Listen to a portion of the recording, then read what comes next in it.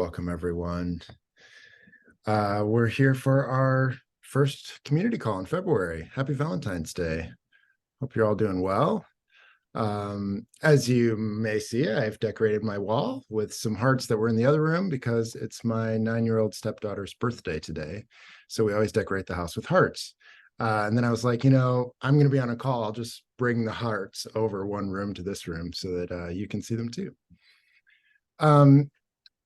If you haven't been on a community call before, I'll just give a little bit of framing about what those are. And then if you haven't been on a racial healing workshop before from RCC, I can share a little bit about that too.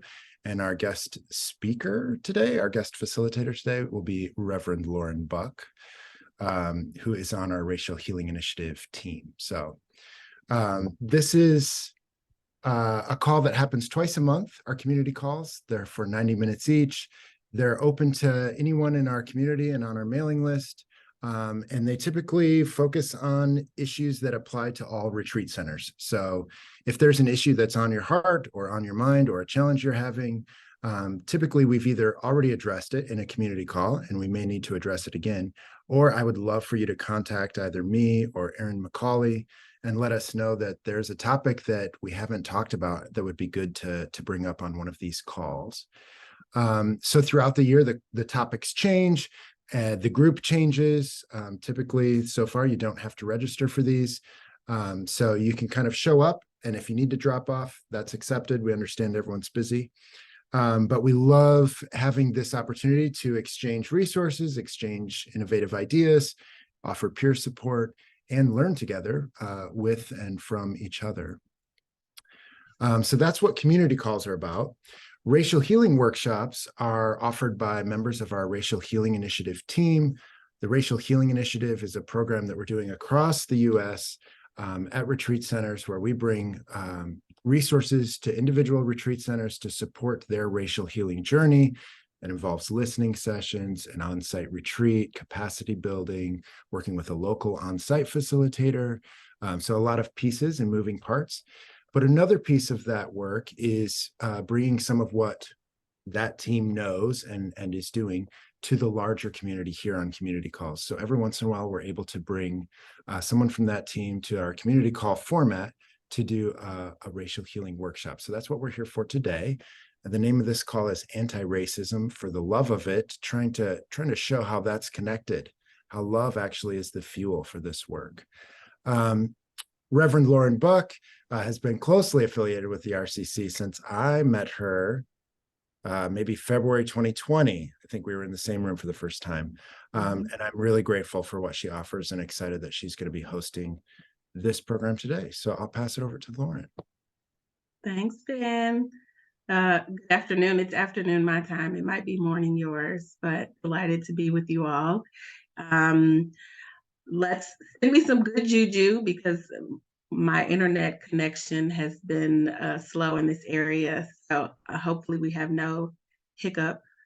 I'm going to send you on a little scavenger hunt before we start. If you can grab something to write with, something to write on, paper, journal. If there is an object, something that's nearby to you that's of significance that will kind of help in grounding you, grab that. If you don't have anything close, you can certainly write the name of it down and just visualize it through some of our activities. Look at that, wonderful.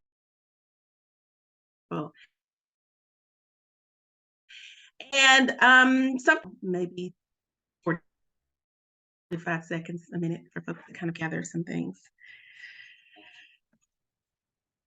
And while that's happening, I'm going to share my screen. You're just a tiny bit choppy, Lorren, so I'll let you know if it gets worse, but I'm missing a couple of the words. Okay. I'm just sharing my screen just briefly.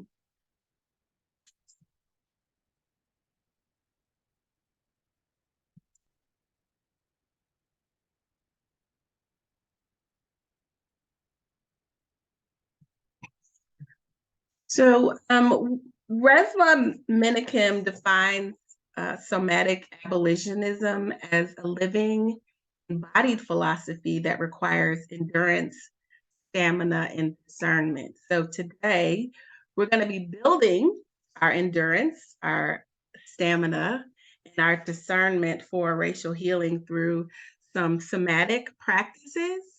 And this is something that'll be helpful for you in caring for yourself as we're kind of seeing what emerges by resourcing your body. If you're having some difficulty resourcing your body, remember to focus on your breath. Another way of understanding our breath is our life force, is what sustains us. So connecting in that way.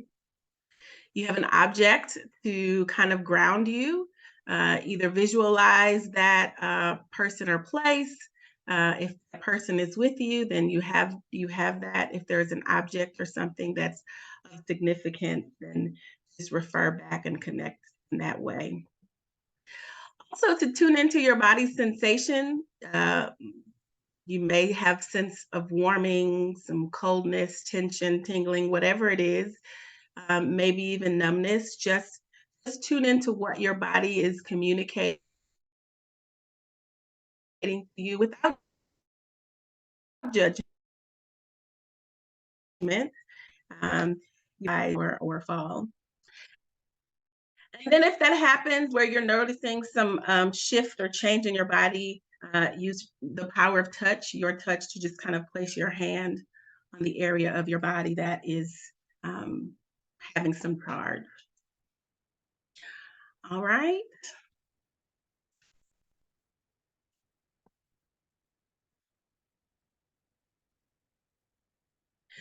So I want to talk a little bit about, like, that's a baseline around somatics so that we kind of understand and have a grounding as we're moving forward in this work.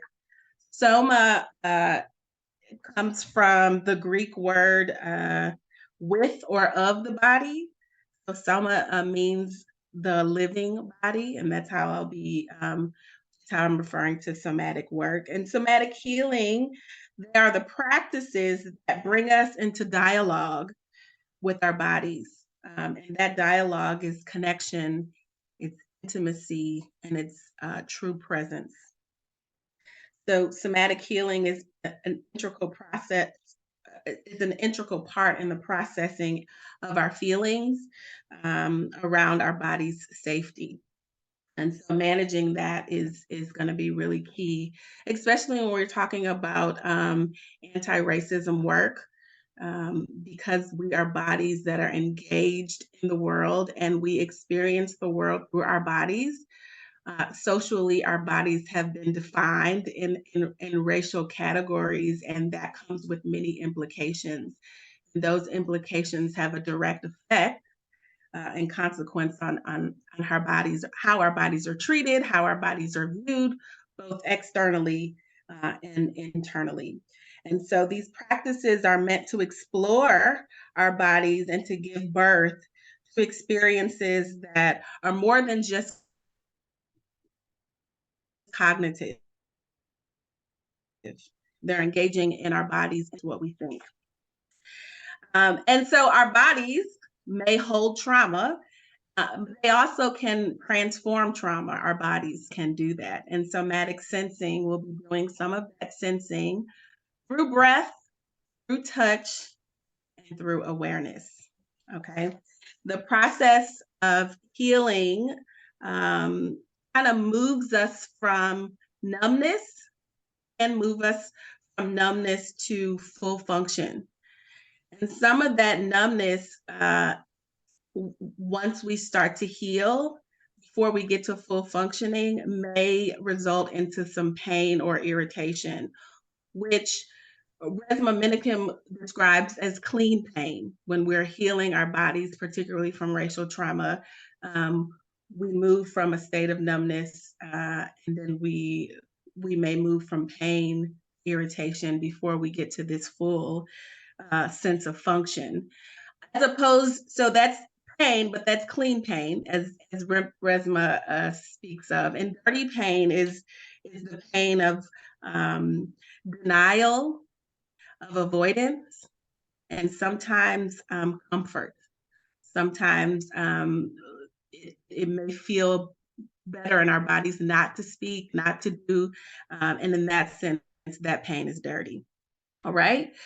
So I'm going to add a document also in the chat. This is going to be helpful for resourcing the many emotions that may come up. I'm going to attach a feelings inventory. This is from the Center for Nonviolent Communication. So there is an array of different emotions that we don't often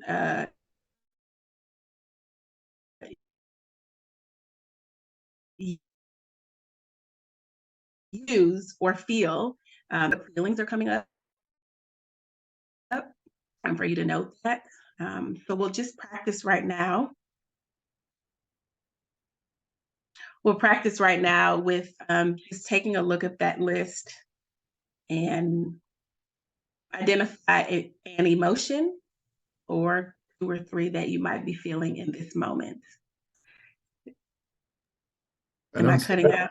You're cutting out a little, but I don't see that list in the chat yet. Let's see.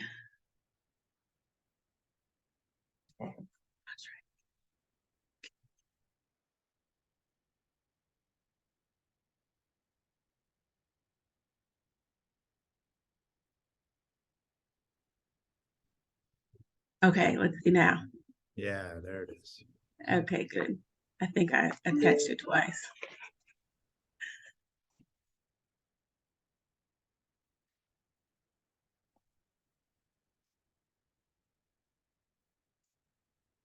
So take a look and identify a couple of emotions that you're feeling and just make a note by writing those feelings down.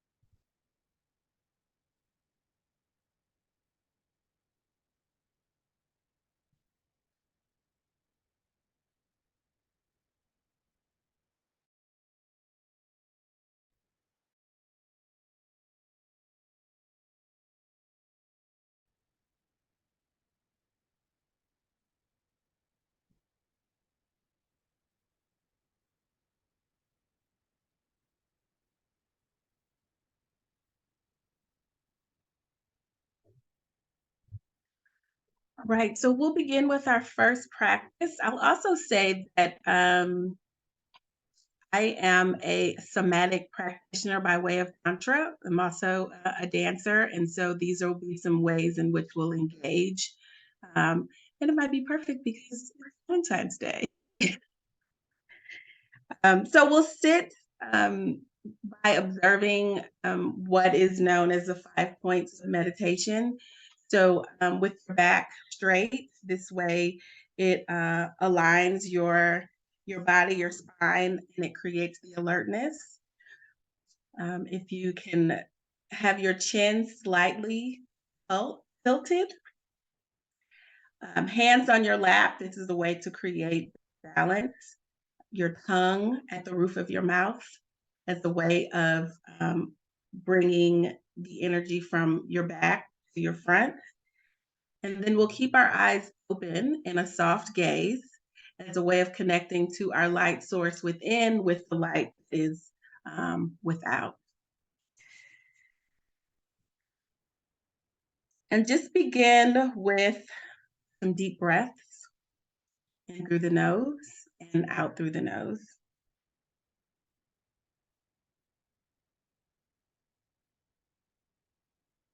Noticing the sensations in your body with each breath as air enters and exits. Allow whatever emotions or thoughts that are arising to be just as they are, and focus on your breath.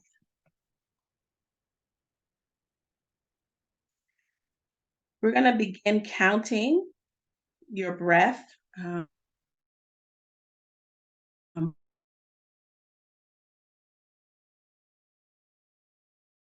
for 21 counts at your exhalation, and continue until you get to 21.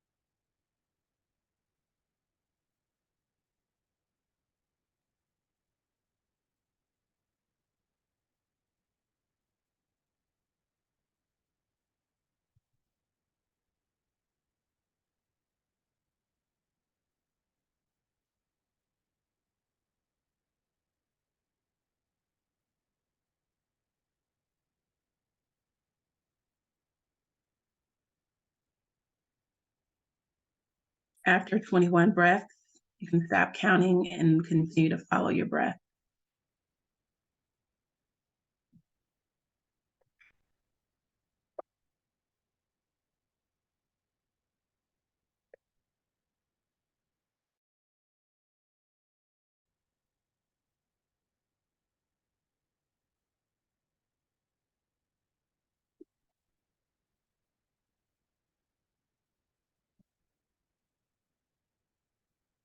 We're going to move to a 3-part breath, which consists of, you're going to take an inhale, you're going to pause and hold your breath, and then you'll give an exhale and release. And do that 3 times.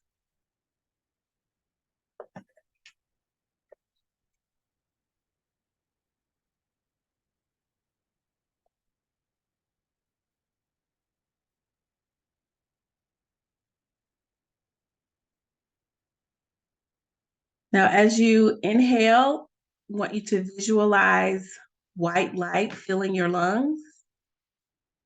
Pause, see red light flashing throughout your body, and that burst of red light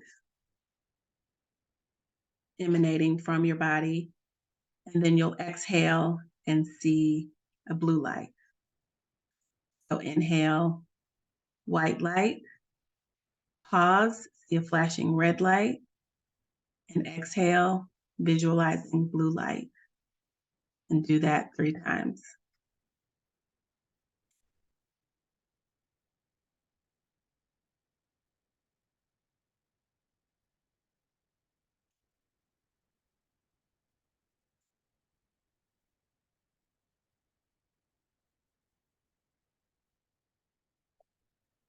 Now, as you inhale to see the white light, think positive thought. Pause, see a flashing red light, think positive speech. And then exhale, seeing the blue light,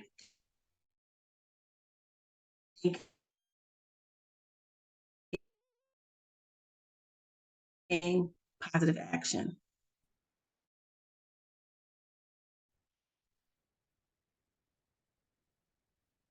Inhale, white light, thinking positive thought. Pause, see flashing red light. Think positive speech. Exhale, seeing blue light, thinking positive action.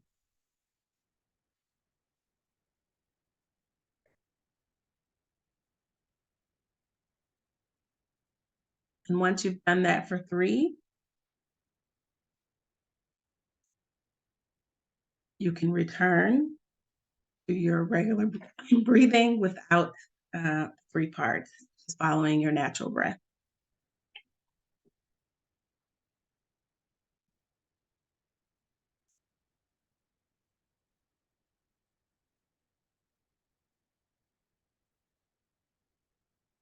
And once you're ready in your practice, you can bring your awareness back into the space, back to the call.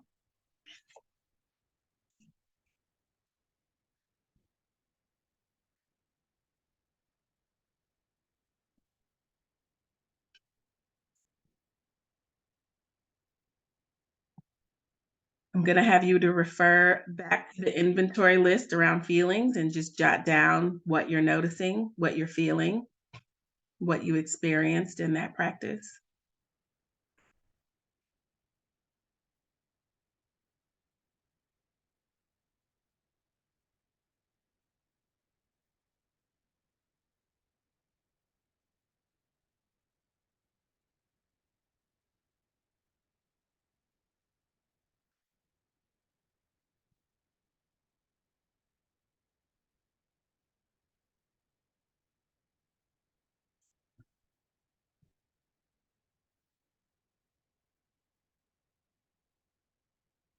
So I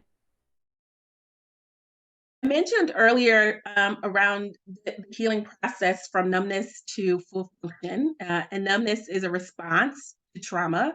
I'm going to ask us to reflect around the ways our culture is numb and encourages numbness.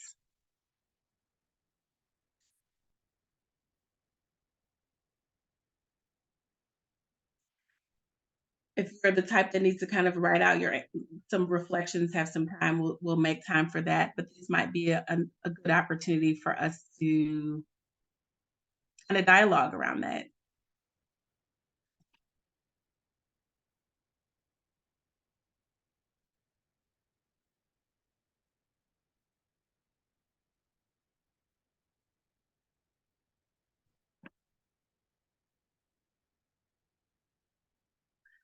I'm wondering, would small groups, maybe of 2 or 3, may be helpful in this moment?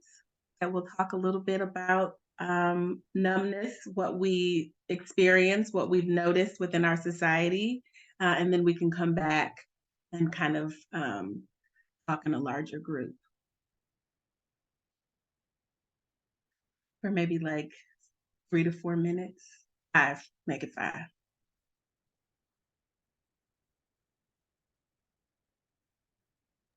I'm working on them. Let me set that time, 5 minutes. Thank you.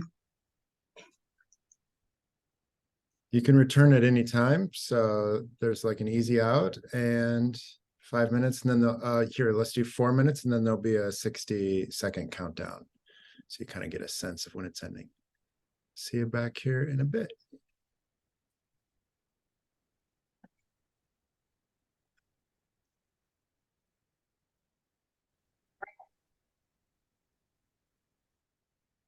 Welcome back, everyone. So let's just have a larger conversation around the ways in which we recognize our culture of numbness and one that encourages kind of suppressing the body's expression.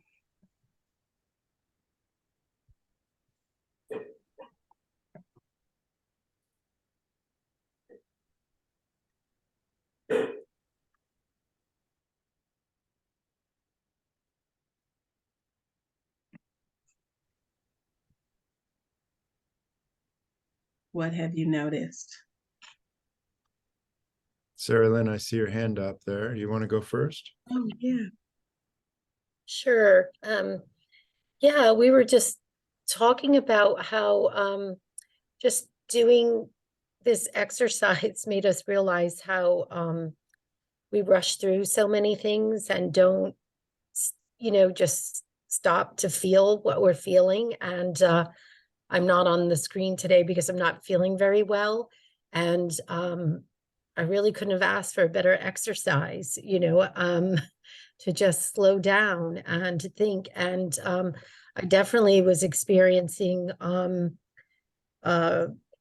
resistance and some numbness and just some this sense of always needing to push beyond the feelings in the body because there's so much to do,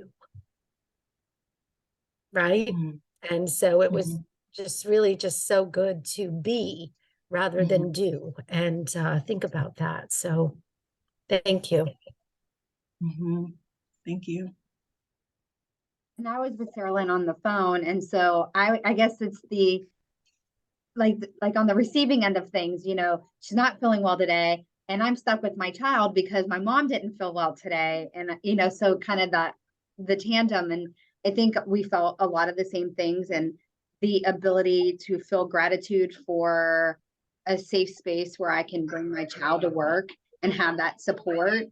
I, again, you're wearing multiple hats in your life, but to be able to embrace a location that allows you to do that. And so again, I think just gratitude, because you're going a mile in a minute. And I was telling Sarah Lynn, in my past heyday when I worked in student activities in higher education, it was a very fast-paced environment, and I still find myself needing to take time like that, like how we did the breathing, like just to take time, because I realize in my new role, it's a trot. It's not a sprint all the time in work, and that I can relish in moments and appreciate things. And so I think the breathing allowed me to, in a day like today, when things were thrown, deviated plan, I'm able to take in the moment and appreciate life and appreciate where I am.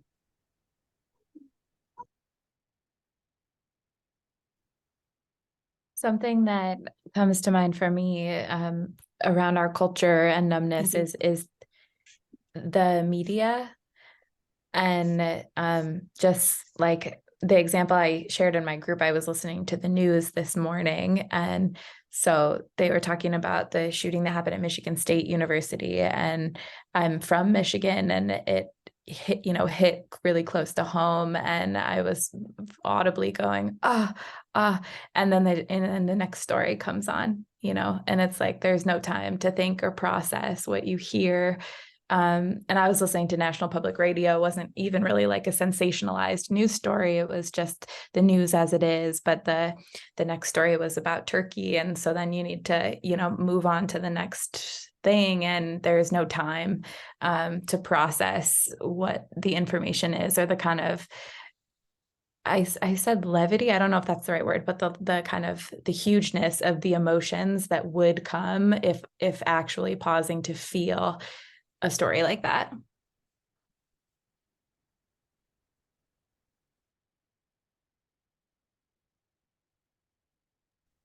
I guess I can jump from there because my partner and I, we kind of touched on some of the things that were discussed as far as like technology, which kind of connects with the media, like those distractions. But then also our personal lives, as the other women have shared, Sarah and Rebecca, of just what's happening so much in our lives that sometimes we become numb to what may be happening outside of us. So it's actually both types of distractions, like as far as moving quickly and not having those moments of being present. So we definitely connected with a lot that's been shared so far.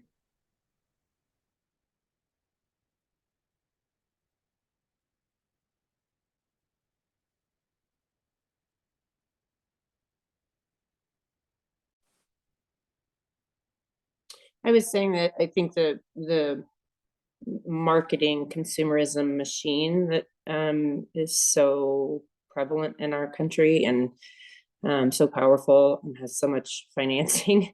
I think that we're just constantly bombarded with buy this, try this, take this, drink this, eat that. I don't know. I've I find that there's just there's this machine that's constantly pushing a variety of numbing sort of things at us, making us feel like we need them. And it just creates a culture of you're not okay if you don't have fill in the blank. And that makes me sad.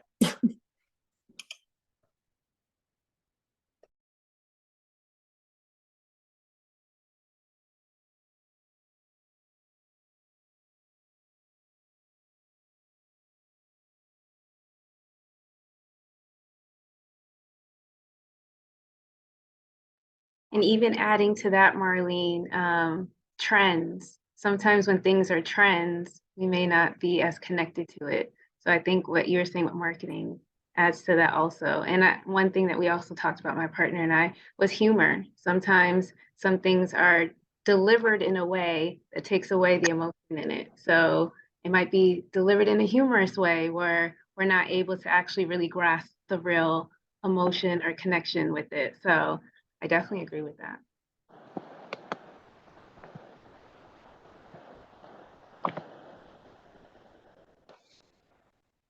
I'm back, folks. I've missed some of the reflections.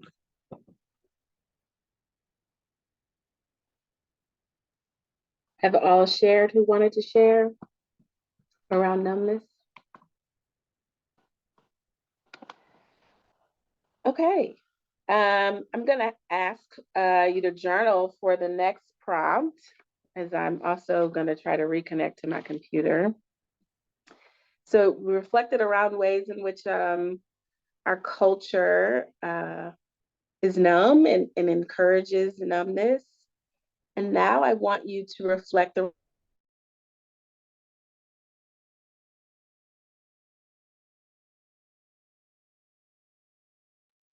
You froze, Lorren.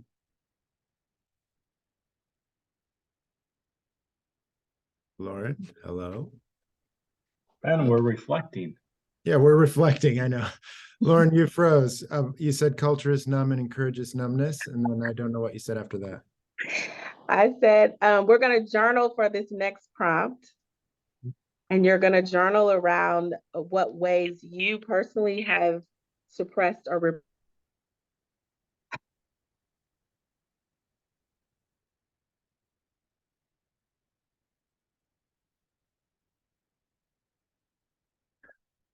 repressed your body's expression. Is it? Journal on ways you have suppressed or repressed your body's expression.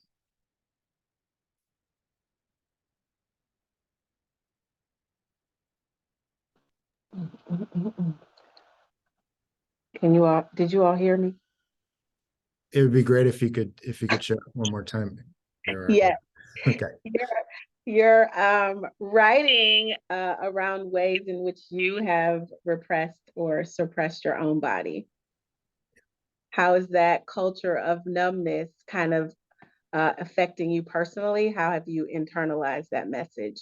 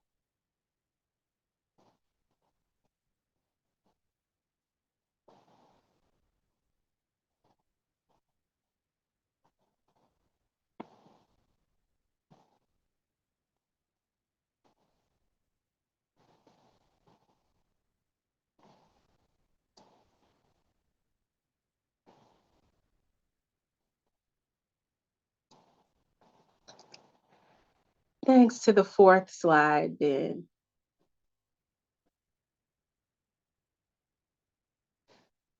So I want you all to close your eyes first. I'm going to read what Ben is sharing, and then I'll allow you to read it again for yourself. But as I'm reading this, I just want you to also take note of how your body is responding. In Resmaa's book, Quaking, the Quaking of America, he talks about white-bodied supremacy. And in his reflections around white-bodied supremacy, he lays out the past and present rules of white-body supremacy. And so I'm going to read them. There are 7 markers. He writes, the white body deems itself the supreme standard against which the humanity of all other bodies is measured and judged both structurally and philosophically. Only the white body is fully human. All other bodies or bodies of culture are lesser primates, deviant from the human standard. The white body, and only the white body, is inherently pure and virtuous. The many different bodies of culture can be ranked on a vertical continuum. At the bottom are Black and Indigenous bodies. Only white bodies get to define who is human and who is not. White bodies get to change this definition whenever they please, which they do constantly. And then finally, white body supremacy is a pigmentocracy. Body pigmentation is primary, not identity. Take an inventory of your current feelings, what's arising, and you can kind of go through that again on your own.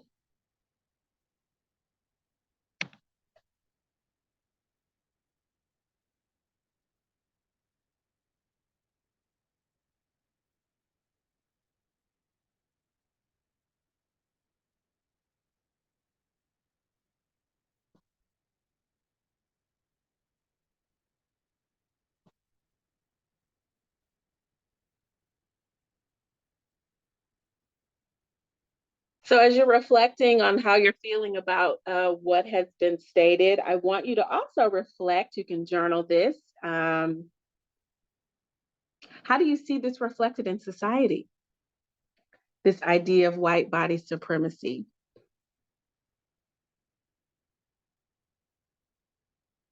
How does this function? How is it operating in the world around you?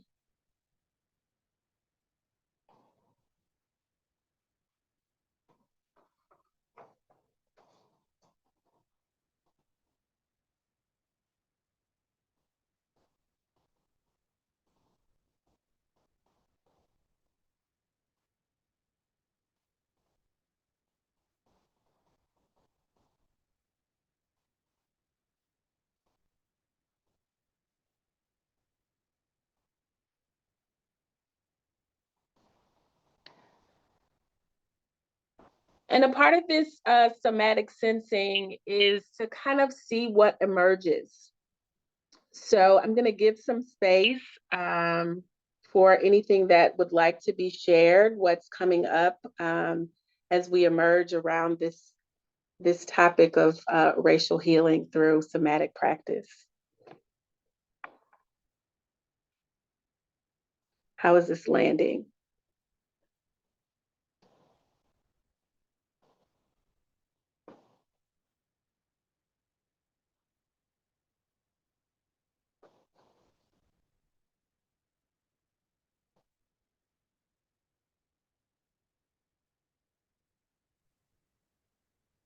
I can say I had a lot of to feel myself like tightening up, listening when you said the close your eyes and listen, and so was doing that and just felt like this kind of just like tightening feeling. And I guess looking at the feelings list could be like discomfort, agitation.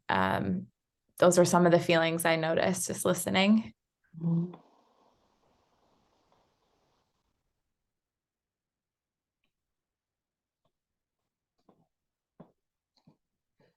Others, and I'm curious, Haley, you don't necessarily have to share in this moment,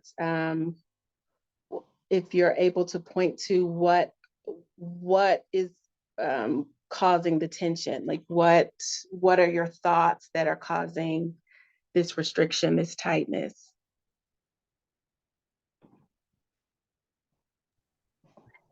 Yeah, I think it's a good question for me to reflect and go deeper into. Like the first thought that comes to mind is just the kind of inhumanity of it. Feels like what part of me was responding to, and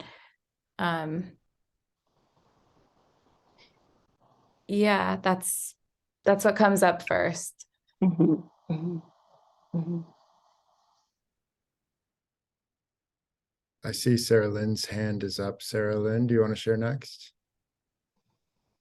Yes, thank you. Yeah, I feel, like a lot of constriction around my heart. And, so I was just thinking about what Haley was saying. I said, yeah, it's like a agitation, and it's because I just don't want it to be true. Mm-hmm. And it Mm-hmm. is true. Mm-hmm.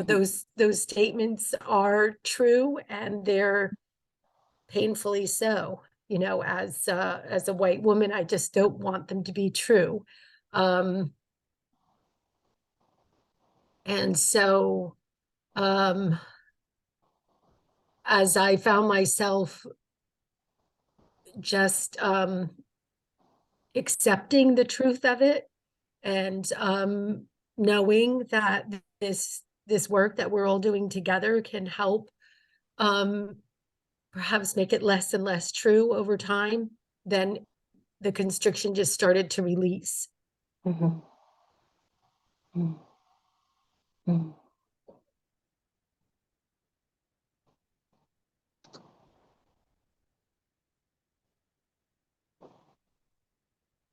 I could share something similar. I think it was a very interesting difference between the previous breathing exercise, which I felt like opened me up into like awareness of like tingly, sparkly, full body activated awareness, right? And then this was like squeeze, push.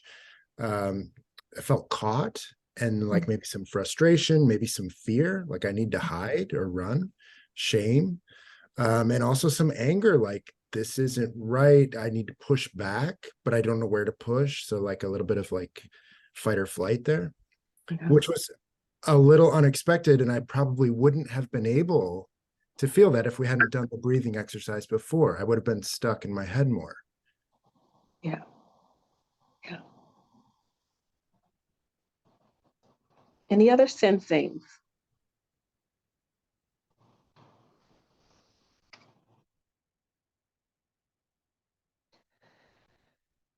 So we'll do another practice. I mentioned that I'm a dancer. A lot of our trauma, the emotions, the feelings kind of sit in our midsection. And a way for us to kind of discharge the energy from our body is through movement. So I'm gonna just play some light drums in the background. And we're gonna do, you can stay seated. I mean, yeah, you can stay seated. Can you hear this music? Okay, is it too loud? Can you still hear my voice over it? Okay, perfect. So we're gonna start with our heads, and we're gonna move downward in our bodies as a way of discharging the energy. So let's do some head tilts to the ear, center, to the other ear, center again. And then you can move your neck as your body is kind of calling you to. If there's some circles in the neck, that you'd like to release. You can nod your head yes, shake no. And once you move from your neck, then make room for the shoulders as you're rotating forward and backward.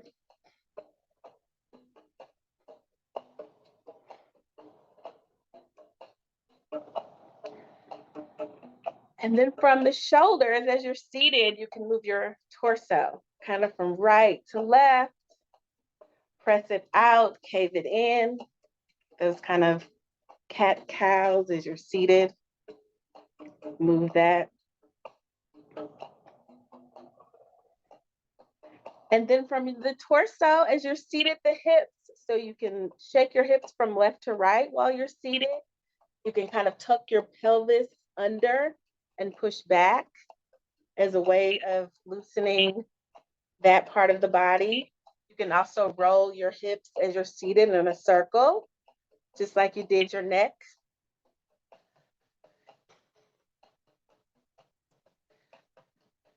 And if using your hands to kind of contact your body as a way of re-engaging with your body feels good, you can do that as well. You can expand and contract the fingers and do the same thing with your toes.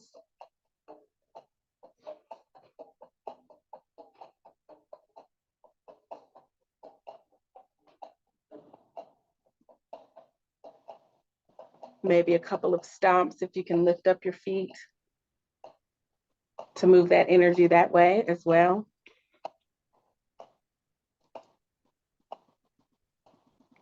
Take note to how your body is feeling in this moment.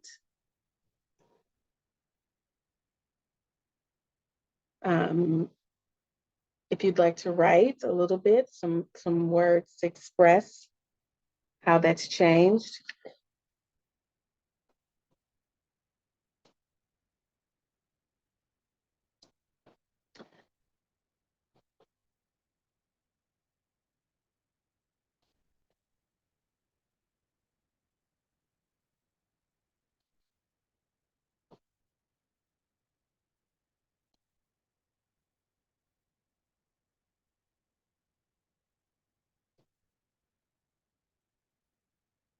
Let me say, before we move on to our next reflection, to kind of feel around just how movement in many ways is an act of resistance, particularly when bodies have been restricted, have been told where and when they can go, how far, all of the ways in which socially bodies have been restricted from movement, from travel, from existence. Movement can be a resistance practice as a way of re-engaging to what is sacred, what is divine, and holding the body in wholeness. And I often see in media around the critiques around the ways in which the body should and should not move as it relates to dance, as it relates to all other matters. So I just want to hold that. And then I want you to reflect. Well, I'll pause to see if anything's coming up for folks before I move on. Any thoughts around movement as a sacred practice or movement as resistance?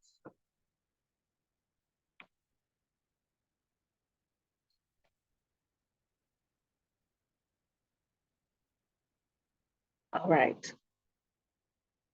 The next question is, what messages does your body hold regarding its sacredness and brokenness? What messages does your body hold in regards to its sacredness or brokenness?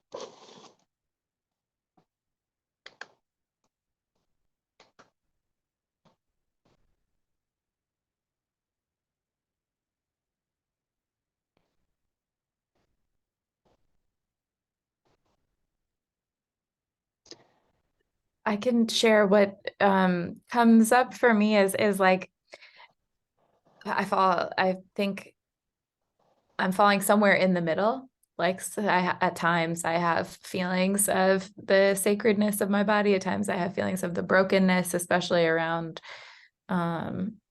if there's like a health challenge or illness or going through something, to go in that direction. And I sense sacredness when in moments of connection, like in some kind of deep practice or like meditation, for example, something like that.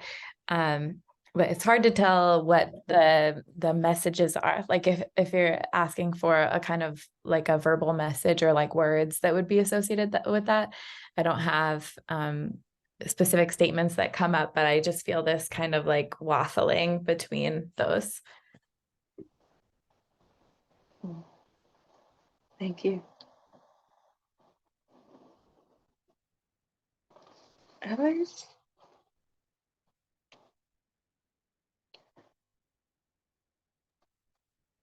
I mean, the first thing that came to me was like all of them.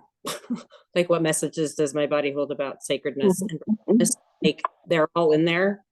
And I just have to figure out which ones to tap into or follow or move towards, in any given minute. I'm moving towards that what Haley said, in a given minute, I could be moving towards the just sacredness that settles in me. And then the next minute, like, not so much.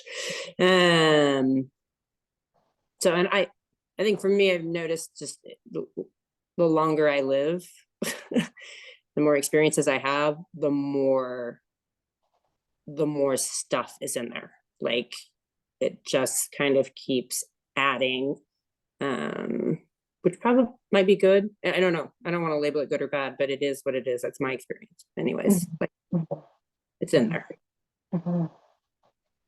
Thank you.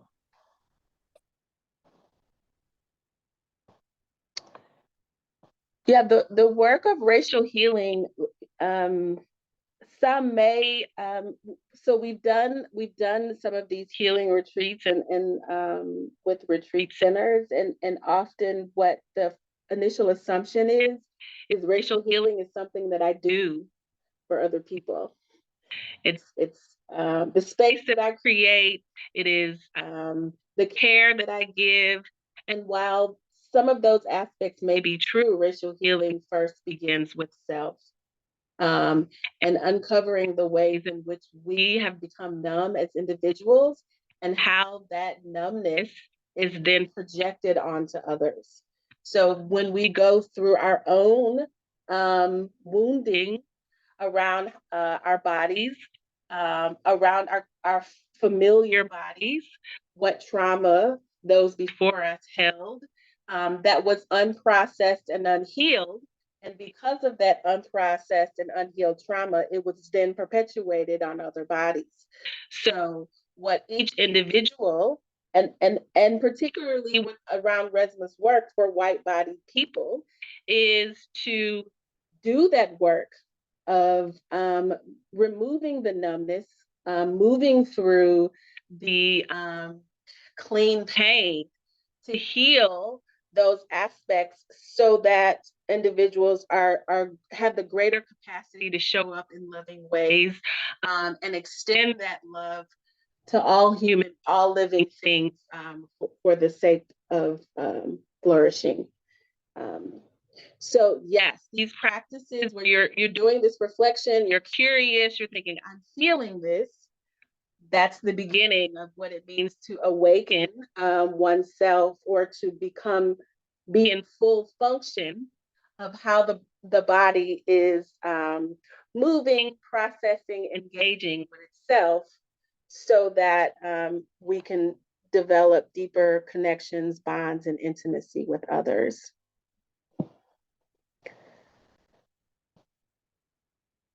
I'll pause and see what's coming up for folks. What's emerging?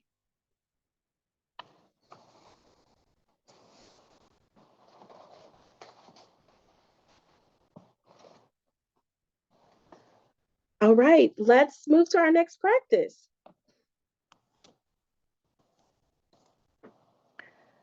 This is an ocean breath practice, which was developed by Carla Tara and was taught to Davy Ward Erickson, who is the founder of the Institute for Authentic Tantra, and she kind of evolved this kind of breathing process. One of the ways in which we regulate our nervous system is through sound. Like the vibration of sound helps to realign our bodies and our vagus nerve. So we'll do some of that work with this ocean breath, stimulating the vagus nerve that sends a message to the brain that we are safe. So I'm gonna ask, so you can go off screen if you'd like. You might want to even mute yourself because we're gonna make sound. You don't have to, but I invite you to if that's comfortable for you. So you're sitting in the chair. If you want to remain seated, if you can kind of lean back in your chair so that you're kind of on an incline, you want to be relaxed. You can also lay on the floor if you would like to.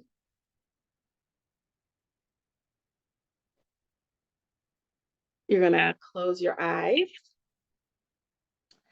Place one hand on your heart and one hand on your belly.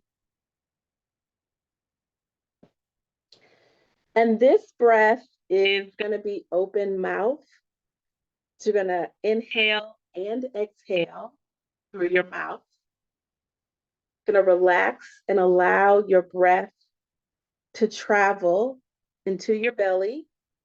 And you should be able to feel your stomach rising and falling as your hand is on your abdomen. Most of the breathing that we do in our day-to-day life is very shallow, and this only uses about 1/10 of our lung capacity. So this short, superficial style of breathing is usually a result of too much mental activity, and it signals a lack of body-centered awareness.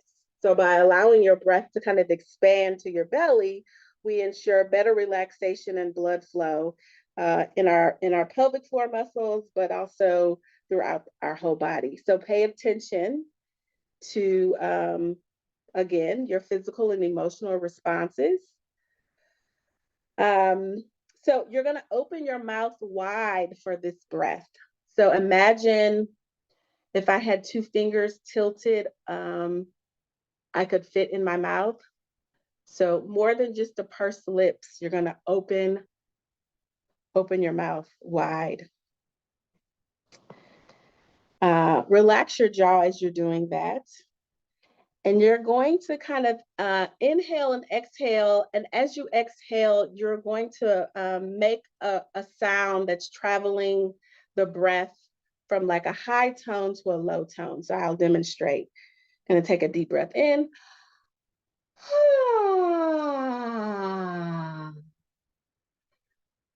I'll breathe it again.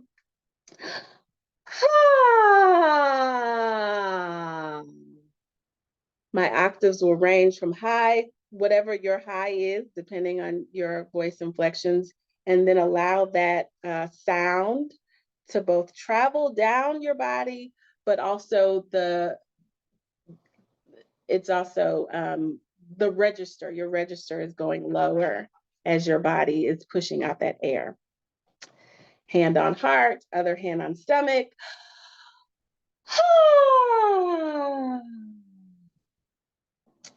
And just do that a few times. Notice how you're feeling, and continue until you sense a sense of like fullness.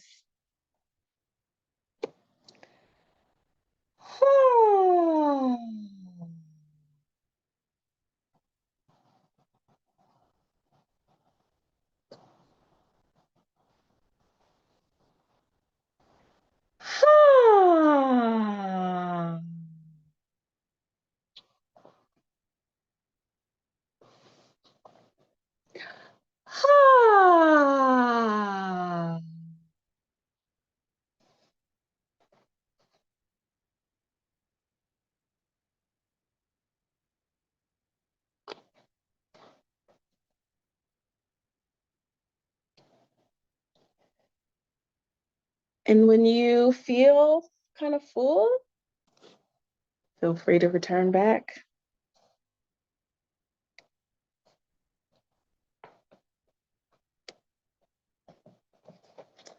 So a way of accessing, there's some cues that we use to activate this ventral vagal pathway, soothing sounds in the ear, relaxed facial features, ingestion, which is like the breathing that we're taking in air, the deep breathing that kind of stimulates our lung capacity, and then eye contact are all ways in which we kind of reset ourselves. So feel free to jot down some reflections around how you're feeling, how that was for you.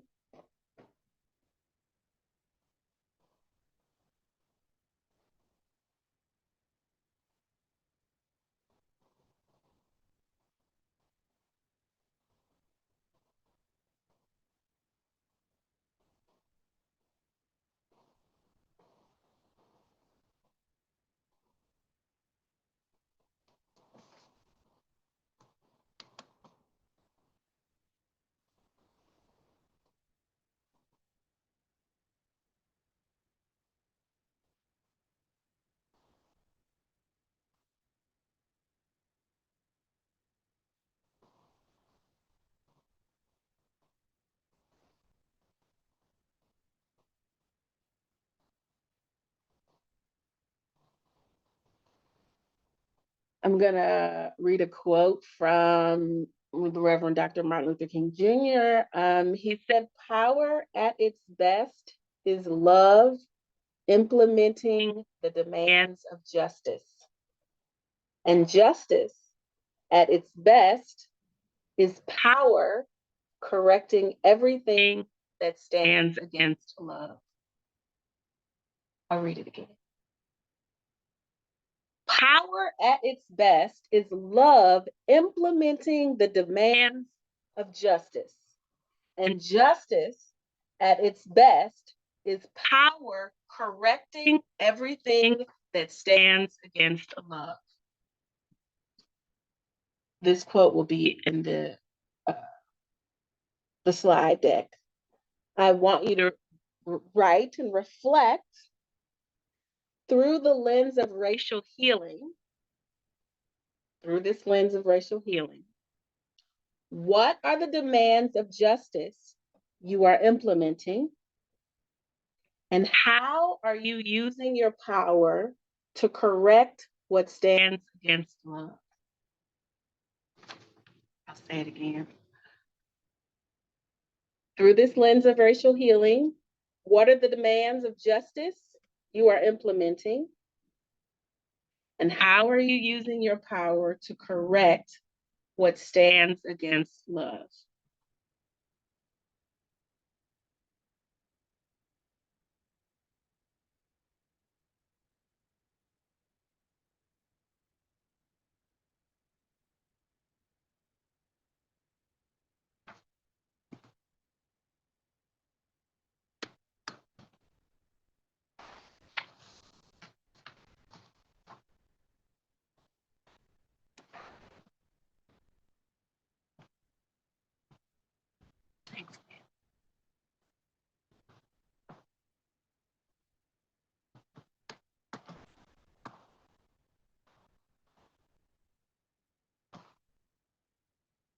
Yep, there it is. Thank you.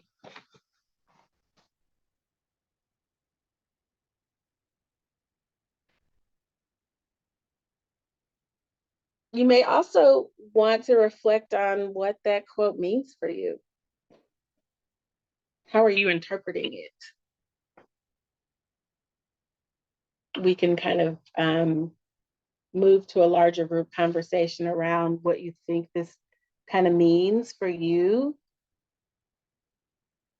What does it mean for your retreat center? What does this mean for the future of living beings?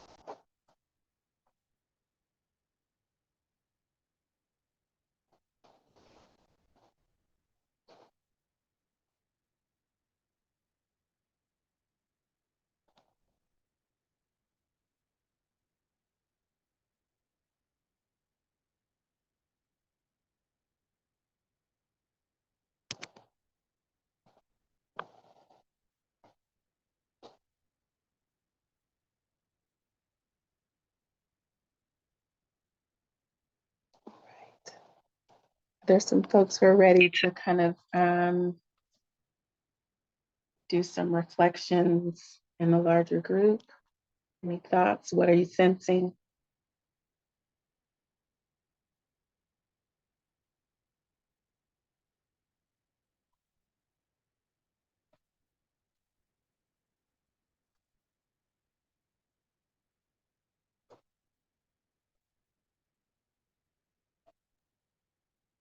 I think for me, there's been a learning curve lately around my relationship to power and my relationship to privilege, and how there is a way to use my power in a way that's motivated by love and by relationship. And sometimes that means stepping in and advocating for something, and sometimes that means stepping back and making room for other voices and like making sure that everyone's heard, that sort of using power appropriately, and thinking about it as an element of love, like heart-centered power. That those like are two different worlds that I'm working on connecting more and like inhabiting more. Mm-hmm. Thank you.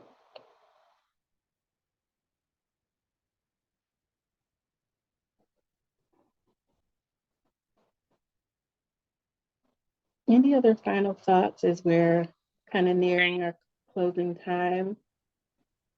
Yeah, I can share. I think what came up for me, I really like that this quote gives you a kind of template, like what is the demand of justice and how am I using power to support that? And so what came up for me in the context of the retreat center where I am located at Mount Madonna in California was that the one demand of justice is that Mount Madonna be a place where people of all identities feel welcome and that they belong. And so for then thinking about how to use power for that, I think for right now, I think that one way that looks is like advocating in the community for self-development and education around racial healing, so that those of us who live in the community can better hold a welcoming place for all people. Yeah, that's a thought. Thank you.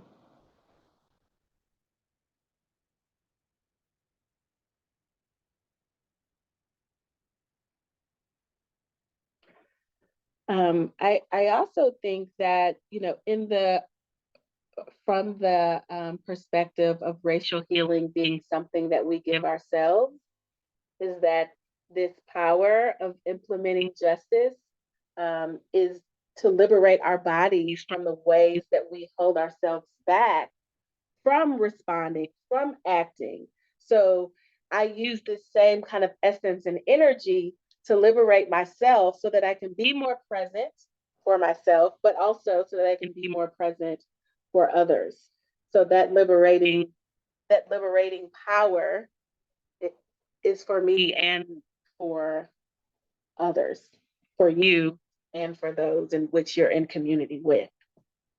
It's power with as opposed to power over.